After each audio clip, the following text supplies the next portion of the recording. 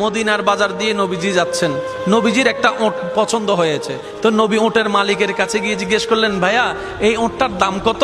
ওই দামাদামি হলো, নবী সে দামে কিনতে রাজি হলেন, কিন্তু নবীর কাছে তখন অর্থ ছিল না। তখন নবীজি ওনাকে বললেন, আপনি আমাকে ওটটা দেন, আমি এখনই গিয়ে আপনার সেই প্রাপ্যটা পাঠিয়ে দিচ্ছি। ওটের মালিক ওনাকে ওটটা দিয়ে দিলেন। আশেপাশে যারা ওটের মালিক ছিল সবাই জিজ্ঞেস করতেছে, এই পাগলা, তুমি কি যাকে ওট দিয়েছো তাকে চিনো? বলে যে না। নাম জানো? বলে যে না। পরিচয় জানো? বলে যে না। ঠিকানা জানো? না।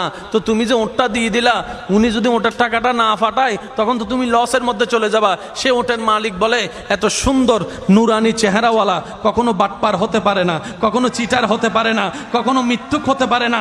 ওনার চেহারা দেখেই তো আমি ওট বিক্রি করার আগে মনটাই বিক্রি করে দিয়েছি, মনটাই বিক্রি করে দিয়েছি, মনটাই বিক্রি করে দিয়েছি। তোমরা যাই বলো, আমার মন বলে উনি আসবেই আসবে, টাকাটা পাঠাবেই পাঠাবে।